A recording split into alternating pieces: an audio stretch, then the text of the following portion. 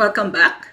Now that we have finished the introduction on what diabetes mellitus is all about, especially its pathophysiology or the reasons why you develop diabetes mellitus, let's talk about drug therapy. And right off in our list, the first one is insulin. When we talk about insulin as well as the other drugs, the oral agents, again, we'll talk about dynamics, meaning how does this drug work? What is its mechanism of action? And oftentimes, we will also talk about the adverse drug reactions. And then we'll talk about the kinetics, no? That's ADME or absorption, distribution, metabolism, and excretion. And finally, we will give you an overview of drug therapy. As nurses, this talk on insulin is very important because you will be the primary persons who will administer insulin, typically in the in-hospital setting, but also in the outpatient or in the ER. But you will also be teaching persons with diabetes how to inject insulin. So your role in insulin therapy is very, very important. Now, insulin as a drug is critical as pharmacotherapy for persons with type 1 diabetes. Remember that persons with type 1 diabetes are insulin dependent. So they will require insulin typically for life. If not, they will go into a form of diabetic emergency known as diabetic ketoacidosis. Now, for persons with type 2 diabetes or the non-insulin diabetes mellitus, they are not insulin dependent. They can have poor sugars, and if they don't like insulin, that's fine. They will not die from that. But practically 20 to 30% of them will require insulin because of acute problems, let's say have infections, or because their beta cells are already not producing enough insulin, and so they have a secretory defect, and so they will also require insulin. At the top of our list of drug therapy is really insulin. In reality, there are two injectables, the insulin as well as the incretins that are called GLP-1 receptor agonists or GLP-1 agonists. So easy to remember, the injectables are insulin and incretins, specifically GLP-1. Now, just to show you then the structure of insulin so that you realize that this is our own endogenous insulin. This is human insulin. And this is mimicked or copied in the pharmacologic equivalents or the pharmaceutical preparations of insulin. In reality, what is posted here is pro-insulin. And what happens is that as insulin is released from the secretory vesicles of the beta cells, it looks something like this. But as it's released into the circulation, this C-peptide is cleaved off. So insulin is actually just the A chain, which is composed of 21 amino acids, and the B chain, which is composed of 30 amino acids that are connected by disulfide bridges here and here and here, allowing insulin to be folded over and stored within our body. These are the major biologic actions of insulin. So just think about it. Insulin will bring down your blood sugar to normal levels. But of course, if you have too much of it and you're not eating, it will bring it down too much. So insulin is a glucose lowering hormone. And how does it do this glucose lowering? First, it's facilitating the glucose uptake in the adipose tissue as well as in the muscle, and allowing this glucose to be used for glycolysis as energy, let's say muscular contraction. Also, glucose to be stored as glycogen in the muscle or in the kidneys, and also for protein synthesis. On the other hand, the counter-regulatory hormone of insulin is glucagon. And glucagon, G, will bring up glucose, so glucose-raising effect. And how does it raise up glucose? First is the process of gluconeogenesis or making new glucose molecules. The process of glycogenolysis or breaking down glycogen into glucose. Lipolysis or the breakdown of fat, let's say in the adipose. Ketogenesis or the generation of ketone bodies, which are alternative sources of energy if you cannot make glucose. And also proteolysis or breakdown of protein. Now, these alternative sources are very important because if you don't have enough insulin, our muscle and our adipose tissue then cannot use it, no, let's say for energy, for glycolysis of the in the muscle. And therefore, what happens is that we go, or our body then uses alternative sources of energy, like, for example, our ketone bodies. However, remember from chemistry or biochemistry that the ketone bodies are acidic in nature, like acetone or beta hydroxybutyric acid. And therefore, it will create a situation of metabolic acidosis in our body.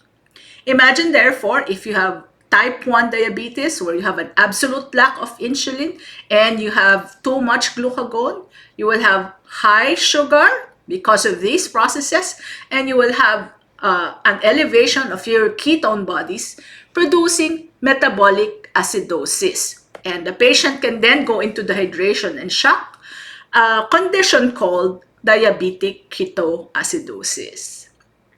Now, insulin, the liver and muscle are the principal target tissues of insulin. And the presence of insulin, as I said, promotes storage, no, in the muscle as well as its use through glycolysis. Insulin restores blood glucose concentrations to basal levels by stimulating glucose uptake in the muscle and storage, and suppressing the glucose production or gluconeogenesis in the liver. The net effect is therefore to suppress glucose production, and this is opposed by glucagon. Now, insulin also lowers the blood lipids and promotes lipid storage. No? It lowers the circulating concentrations of your VLDL, fatty acids, and ketone bodies. And the liver and adipose tissues are the principal targets for this action. So, suppressing VLDL production or development in the liver, and also opposing the generation or lipolysis, no, and ketogenesis. Now, insulin therapy is, as I said, absolutely needed by persons with type 1 diabetes, and also by around 20 to 30% of all persons with type 2 diabetes. While insulin, especially soluble insulin, is very versatile and can be given IV, IM, its long-term use is dependent on a subcutaneous injection of the hormone. This is a short list of all, therefore, the indications for insulin therapy. Again, type 1 diabetes, pregnant women with diabetes, whether gestational or pre-gestational diabetes, after they've tried to alter their nutrition, no, and blood sugars are still off target, then they may be needing insulin.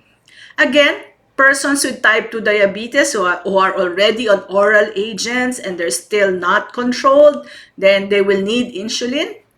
Now, any patient, whether type 1 or type 2, who is in a diabetic emergency, insulin is the most effective and efficient way to lower down blood sugar during these emergencies, as well as to prepare them for surgery or to quickly lower down their blood sugars in life-threatening infections in the hospital or in acute or severe illness like they had an MI or a stroke. No?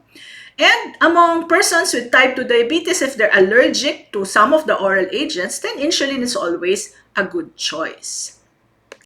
Now, in the past, insulin had been available only by extracting it from animal sources. So we had beef insulin, pork insulin coming from the pancreas of cows and pigs. No, we even have combinations. No, but nowadays, since the 1982, all insulin is produced through the so-called recombinant DNA technology. So biotechnology is the way to produce many of our biologics, including insulin. Now, we can also classify insulin according to the duration of action, in that we have short-acting, rapid-acting, intermediate-acting, and long-acting. So the way to imagine it is a 24-hour period. You want to be covered with basal insulin or a background insulin for the 24-hour day, no? And that's why we have a long-acting insulin whose total duration of action persists for around 24 hours. Now, there are also insulins that only persist for 12 to 16 hours, and they're the intermediate acting. So that if you want to use that to cover for a 24-hour day, the intermediate acting insulin has to be injected twice a day. Now, later on, I will show you that we do have background or basal insulin, but every time that we eat, we need an extra bolus of insulin to be able to quickly bring down our blood sugars after meals. And that's why we have the so-called prandial insulins, of which we have two kinds. The short or the regular insulin, the R, and we have the rapid-acting insulins. And so again, the long-acting is around 24 hours, the intermediate-acting around 12, in reality up to 16, and the regular or the short-acting around 6 hours. And the more quick insulin or the rapid-acting insulin is around 3 hours, no? Total duration of action, 3 to 4 hours. So you know already that the dose and concentrations of insulin are expressed in units. And typically, in terms of the concentration of insulin that we have in the market, it's the so-called U100 insulin. What is U100 insulin? It's 100 units per ml of insulin. Later on, I'll also explain that we have a new insulin that's U300, but generally, most of the insulins in the market now are a U100 formulation or 100 units per ml. Now, many of the insulins that are listed here are human insulin formulations, meaning they have a structure that is very similar to what I showed you, the human insulin A and B chain. However, some of these insulins, especially the rapid-acting insulin and some of the long and ultra-long-acting insulins, are actually analogs, meaning they're similar basically to human insulin structure, except that one or two amino acids have been altered to change the kinetics of insulin. And so again, we can also describe insulins according to the intent of use. We have background or basal insulin, and again, this is the intermediate, the long-acting, and even the new ultra-long-acting insulins. And we have prandial or mealtime insulins, and these are the regular or short and the rapid-acting insulins. Now, the way that we use these insulins is that we mimic our own endogenous insulin secretion as shown here. So when we design our injections, we have to cover for both the basal as well as prandial insulin. So this is a graphic that simplifies the way insulin is secreted in our body, where we have moment-to-moment secretion or a background secretion called basal insulin secretion that happens even as we sleep at night. And this is to keep your sugars within the normal ranges, so that you don't go into hypoglycemia even if you're not eating at night, but you also don't go into very high sugars or hyperglycemia. And then we have mealtime or prandial insulins, which is a rapid burst every time that we eat. Imagine, therefore, if you're constantly eating, you have these constant bursts of insulin, prandial insulin. And this is what we try to mimic in insulin therapy. We can give basal insulins, we can give prandial insulins in the form of regular as well as rapid-acting insulins. So in reality, it looks something like this. This is basal or background insulin, and this is prandial insulin that rapidly peaks, and then gradually wanes to bring you back to your basal levels. So now we'll talk about the specific kinds of insulin. We will begin with the prandial insulins, of which I said we have two, the regular or short and the rapid-acting insulin. These two are solutions of clear solutions that can be injected IV, IM, or sub-Q.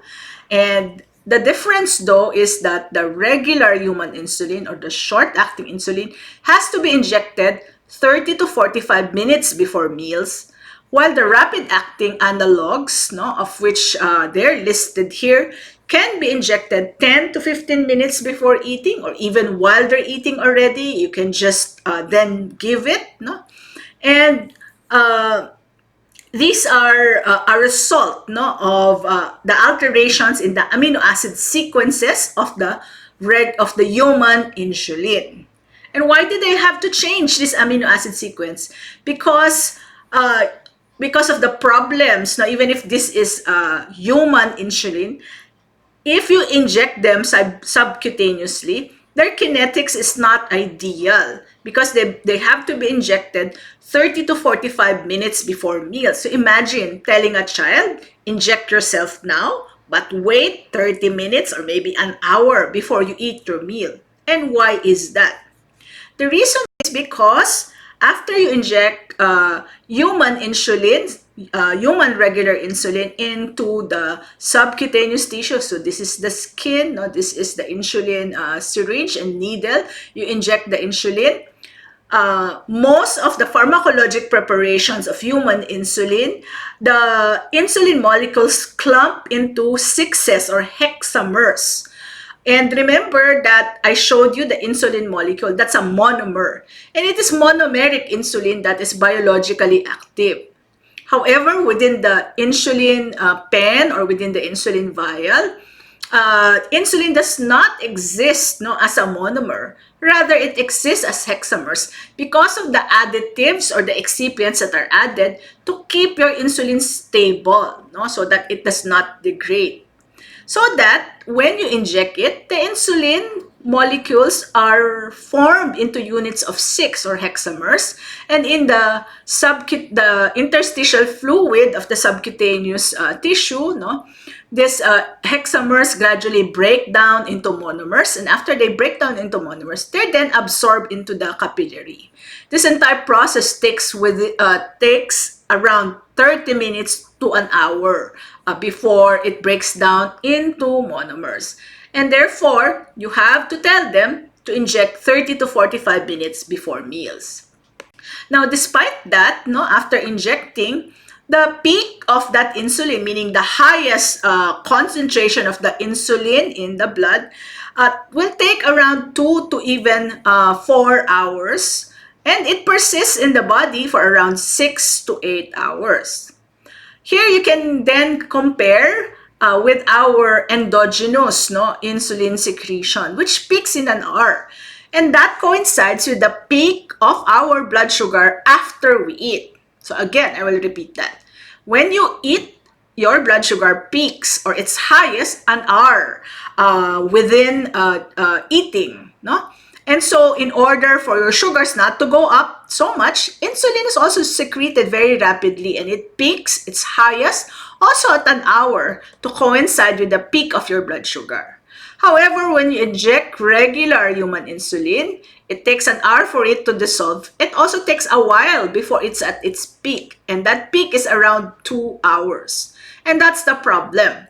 Your sugar peaks at 1 hour, but your insulin will peak in 2 to 4 hours. And that's why people who inject regular insulin are sometimes told to eat snacks, no, in between meals to prevent the hypoglycemias that may happen at this time when you're eating a very small meal, no? Or if the peak is actually delayed, no? Then you can really develop hypoglycemia in the post-absorptive period. No? So that's the action of the regular human insulin. Now, what has happened is in terms of drug development, they altered the structure of insulin to make it work more quickly, no? Much like our human endogenous insulin, very quick rise. And so they developed 3 formulations, and they are named according to the amino acids that were actually revised. So for you to remember them, just think about the fact that when you hear or when you read an amino acid, what sounds like an amino acid, that's probably your rapid-acting insulin analogs. So again, this is the structure of human insulin. So it's exactly the same in the regular or short-acting insulin. The A chain, 21, and the B chain, which is 30. Here you can see that at the position 28 to 29, the order is proline and lysine. What they did with insulin lispro is they reverse it so that lysine becomes 28 and then proline becomes 29, and that's why it's named lispro, for the reversed amino acid sequence. So lysine proline became lispro. The other drug is insulin aspart from the other company. And what was done is, again, in that position B28, the proline was removed and replaced by aspartic acid. And by doing just that, it became more rapid. And finally, the last rapid-acting insulin is called glulysin. And here you can see that what was replaced is glutamic acid, again at position B29. Lysine is removed and replaced by glutamic acid. And asparagine at position B3 is replaced by lysine. And so it became glulysin for glutamic acid and lysine. So again, what are the three? The first is lispro. Second is aspart. And the third is glulysin. And with these alterations in the amino acid structure, it became more efficient in terms of action. It will now peak within an hour. If you inject it 10-15 minutes before eating, it will rapidly peak and is typically out of the circulation in 3 to 4 hours, much like our own natural insulin secretion.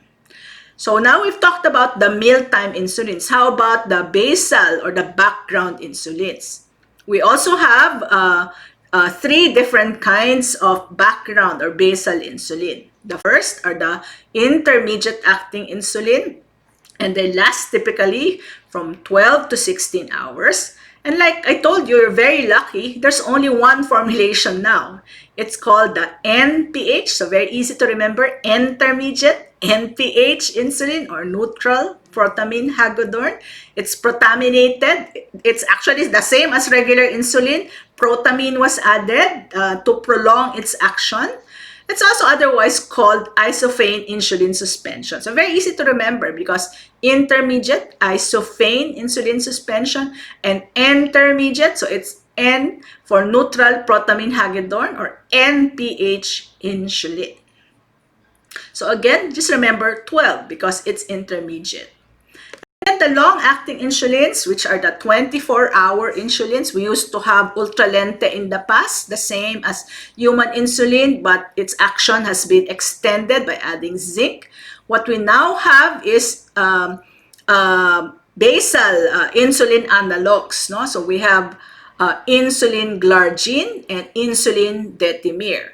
And both of them more or less persist for 24 hours, except that detemir is sometimes a bit short, around 18 hours in some individuals. Now, please remember insulin glargine because it is the only insulin that is acidic. All insulins exist in neutral pH, much the same as our own pH as humans, except for insulin glargine. Why is that important for you as nurses? Because when you inject it, patients will complain of some pain. And it's because of the acidic nature of the drug. That's also the mechanism for its prolongation. After you inject it, being acidic, it will precipitate in the neutral pH of your subcutaneous tissue fluid. And these microprecipitates will gradually dissolve and then release insulin gradually in the body for a total duration of around 24 hours. So now, like I said, you either remember the rapid-acting insulin analogs, the lispro, aspart, and glulysin, or you remember the long-acting analogs, which is glargine and detemir. So it's up to you what you want to memorize. These are insulins that are relatively slow in onset. They hardly peak, unlike the intermediate acting insulin. But we also have mixtures. It is mixed along with the prandial insulins. Finally, for a long time, we already had long-acting insulins, but it was further prolonged in action into two formulations called This is the same insulin glargine, but it was made more concentrated. The previous insulin glargine is U100. They made it more concentrated, and by doing that, prolonged its action. And the other is insulin degludec. So please remember that in the previous slide for long-acting insulin, we talked about insulin glargine U100 as well as insulin detimir. So same, GD. Now for the ultra-long-acting insulins, we also have GD. So it's glargine U300 and insulin degludec. And some of the reasons why they have been developed was in the previous insulins, if you inject them, every day as you inject them, there tended to be some intra-patient variability. So they would peak or they would be prolonged in action. So there's some variability in their kinetics. And secondly is when you inject them, you have to inject them at the same time every day because their action is whereabouts of 24 hours. So if you inject at 8 p.m., it has to be more or less close to 8 p.m. every night. Now, in order to allow more flexibility, they made insulin even longer acting beyond 24 hours so that if you need to go out or if you forget your insulin and you need to inject it earlier or later, that can be done. So more flexibility without causing any more harm to the patient or even to lessen the probability of hypoglycemia. So to get summarize all of these drugs, whoever is going to transcribe this, please correct the slide. This should be prandial insulin. This is intermediate, long-acting, and then ultra-long-acting. The prandial insulins would be regular as well as the rapid-acting insulin analogs, of which there are three, Lispro, Aspart, and Glulicin. So these are the prandial insulins. We also have the intermediate acting, the long acting, and the ultra long acting. This is insulin glargine U100. This is insulin glargine U300. So again, almost more or less 24 hours, around 12 hours, and then half of 12 is 6, no? And half of 6 is 3 to 4, which is the total duration of action of the rapid-acting insulin analogs. Now, for you to remember their peak, and for you as nurses, this is very important. After I inject the insulin, when is it going to be at its highest or peak levels? No, you just have to divide it again by 2. So the intermediate acting insulin, if they persist for 12 hours, so it's around 6 hours, 6 to 8. The regular insulin, about 6 to 8 also. So half that, around 3 to 4. No? And for Lispro and Aspart, around half, around an hour. 1 to 1.5 hour.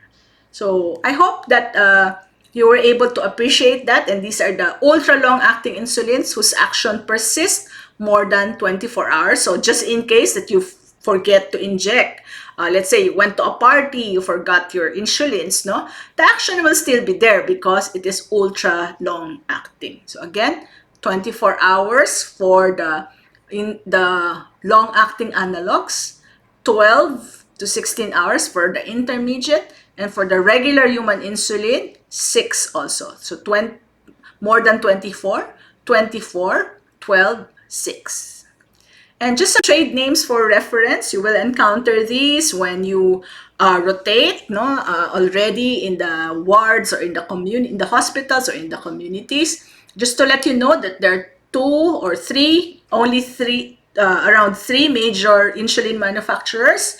The first one is Eli Lilly, who bought the rights from the discoverers of insulin, no, and so all their medications, no, contain the words Humulin. So Humulin R, Humulin N, Humulin U, and the combination is Humulin 7030. The other one, the major company, is Novo Nordisk, and all of their drugs are more or less descriptive of the action. So the regular insulin is called Act Rapid. Their rapid-acting insulin is called Novorapid kasi nagamit na nila yung Acrapid. So Novorapid. And then Insulatard, no, because of the retarded action of their insulin. And then they also have Mixtard, which is this one. And all of these insulins are designed to try to mimic our own endogenous insulin secretion as shown. Again, in the past, we only had the human insulin. So when you use regular insulin as well as NPH insulin, it looks like that, no? And therefore, you can imagine that if you inject the NPH insulin at supper time or dinner time, let's say you had your dinner at 7 o'clock, and then, so therefore, its action will persist all the way down to 7 o'clock the following day until around maybe 10 o'clock the following day. But the peak action will be in 6 to 8 hours. So if you injected it at 7 o'clock, the peak action will be more or less around 2 o'clock in the morning, 2 to 4 in the morning, just when you're sleeping. And that's the problem, no? Because it can be at this peak while you're sleeping and you can develop hypoglycemia. So you can imagine that maybe NPH insulin is better given at bedtime, maybe 10 or 11 o'clock, so that it will peak early in the morning as you're already waking up. Now, with the new insulins, this is again regular insulin. It looks like that instead of these nice peaks. And when combined with NPH insulin, even NPH insulin peaks, no? So that if you inject it in the morning, it will peak sometime during lunch or after lunch. And that's why we sometimes encourage them to eat a mid-afternoon snack. And so with alterations in the amino acid sequences, we now have many other kinds of insulin. We have these long-acting insulins. This is intermediate acting with a small peak here. And the new basal insulin analogs, they are almost peakless. And this is regular insulin, delayed peak, with insulin, rapid-acting insulin analogs. There's a more rapid peak, so that it looks something like this, no, instead of what I showed you previously. And when combined with one of the long-acting insulin analogs like insulin glargine, it somewhat already looks a little bit more, no, like what we should have in the endogenous secretion or action. So having talked about the structure of insulin, the general classifications of insulin, their kinetics, no? We'll talk about already their mechanism, their adverse drug reactions.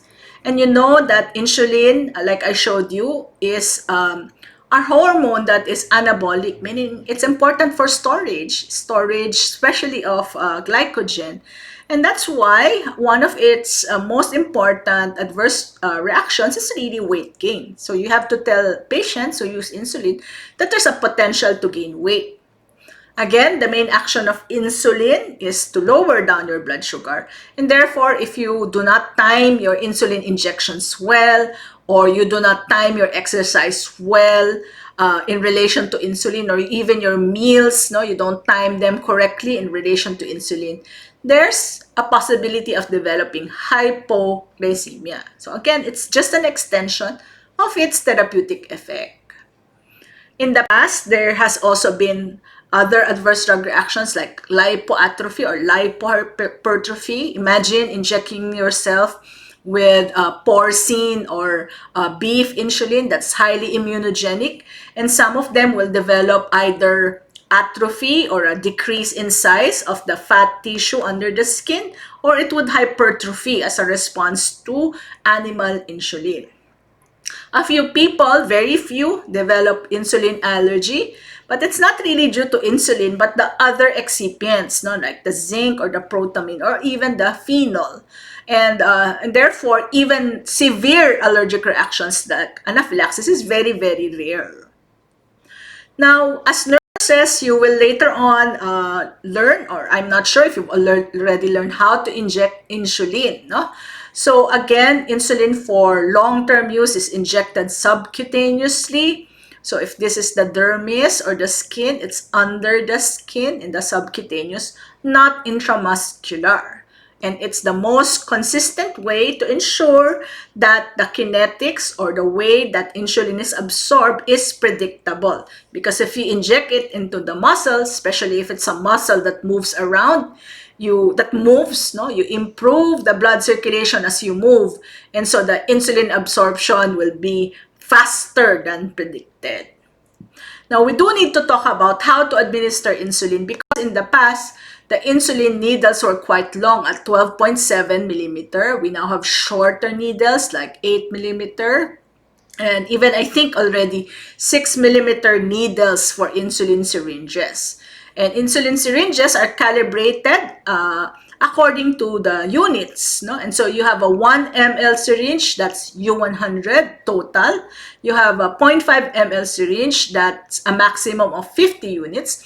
And you have a 0.3 ml, which is a maximum of 30 units, because again, our insulin, most of the insulins are U100 concentration. Now, this therefore is the advantage of the pen needles, because we have much shorter pen needles. So I think the newest insulin syringes have a shortest 6 millimeter needle. The shortest pen needle is 4 millimeters for children, and 5 millimeters for adults is typically appropriate. And so just to show you, therefore, that we have insulin pens, no, which are refillable. We also have disposable insulin pens. Most of the pens that we have in the Philippines are actually disposable. When you inject insulin in the abdominal area, the thigh and the deltoid area, you have to choose, no, the where you inject depending on what insulin you're injecting. If you are going to inject the prandial insulins, you want them to work as quickly as possible, so that you want to inject them in the abdominal area. For the rest of the other insulins, intermediate acting and pH, the long acting, it doesn't matter. You can inject them anywhere, because it doesn't matter too much, no? Because they're intended to be long acting anyway. So again, if you want speed, if you want a relatively quick absorption, you have to inject it in the area where you expect absorption speed to be quickest, and that is the abdominal area.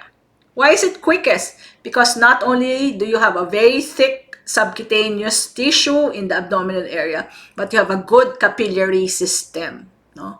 A good network of capillaries in the abdomen. So consider also when you inject, no, not only the length of the needle, but how fat or how thin the person with diabetes would be. And here it says that in some adults, the long needles actually risk going through the subcutaneous and then into the muscle. And so in some adults and often in children, even the 8 millimeter needles may actually inject too deeply. And again, you don't want intramuscular injections because they lead to unstable absorption of insulin. So if you're going to use long needles, which is the 12.7, or for some, even the 8 millimeter needle, you have to pinch it up, no? Don't include the muscle when you pinch. And this is for those who are quite thin and you're going to use the long needles. But for some, even for the 8 millimeter needle, you have to also pinch. Now with the modern insulin pens and the short needles, 5 millimeter or 4 millimeter for children, you don't even have to pinch. You will not go through the subcutaneous. It's just exactly in the subcutaneous tissue. Now, in the Philippines and in many parts of the world, we already have an insulin pump, no? The so-called continuous subcutaneous insulin injection. So it's actually just your good old infusion pump, except it's portable, so that you don't have to keep injecting yourself these insulins. Imagine if you have type 1 diabetes, you have to inject yourself 4 times a day. Inject yourself with the basal insulin, long-acting, and then inject yourself every time you have meals. So that's 4 times a day. The advantage of the insulin pump over the multiple injections is, of course, it will reduce variability. It will even minimize weight gain and lessen the degree or the frequency of hypoglycemia. And although this is not yet routinely used, no, for many children. This really presents as an advantage. So it looks something like this. No, this is the pump itself. It's connected to tubing, and then there you have the cannula that is threaded subcutaneously. Again, just to show you that in a photograph. This is how it looks. No, the port, no, or where you put the vial is here, and these buttons, no, help you to actuate insulin, so that in most of the insulins, there's a continuous pump throughout the day to cover for your basal sugar, and every time that you will eat, you just need to press on a needle, press on a button, and it will bring out the insulin. So it looks something like that. Now, nowadays, we have a so-called closed-loop technology, closed-loop system. What does that mean? Like I told you, in the older insulin pumps, it gives insulin continuously, and then every time you eat, you just press a button. Now, what if you have a machine or a sensor that monitors your blood sugar, and it tells you, it sends through wireless technology, it sends that information to the insulin pump, so that the insulin pump now adjusts. So in this hybrid closed loop system, this is the sensor, and the sensor monitors your sugar. So there's also a catheter there that's connected to the subcutaneous. It monitors your sugar, and through wireless technology, Bluetooth technology, it will tell your pump what your blood sugar is, and your pump will adjust the amount of insulin that is being put out. Now, it's still a hybrid system because the glucose monitor, the continuous glucose monitor, is apart from this machine. In the real closed-loop system, this will be part of the insulin pump, the monitor itself, no? The sensor, the continuous glucose sensor. So this is available. This is technology that's available in the Philippines. Of course, you will need some training to be able to use it, to be able to troubleshoot. But I'm just telling you, it's already available even in the Philippines. And maybe your question is how much? This is actually the cost of, I think, a small cheap car. No? And just to let you know, therefore, that when you inject insulin, no, insulin is absorbed from the subcutaneous injection, and then it is absorbed in the capillary network, and then will find its way into your blood circulation, and then it is then metabolized in the liver as well as in your kidneys, and then it's excreted in the kidneys. And because of that, metabolism in the liver and excretion in the kidneys, if you have patients who have kidney or liver problems, it will affect the clearance and excretion of insulin. So that many people with renal failure, they're not able to excrete insulin, clearance is delayed, and so again, there's a risk of hypoglycemia among them. No? Now, what are some of the factors that may increase the rapidity of insulin absorption? No? Again, it is absorbed from the subcutaneous tissue, and so if you're exercising or if you apply heat, no, or if you're sitting and then you stand up, that will actually improve the blood circulation and improve the absorption of insulin. No? So those are some of the pearls, no, regarding the insulin injections. So with that, I end this part of the lecture. We'll proceed in the next slide set to a lecture on the oral agents as well as the other injectable, the incretins. Thank you.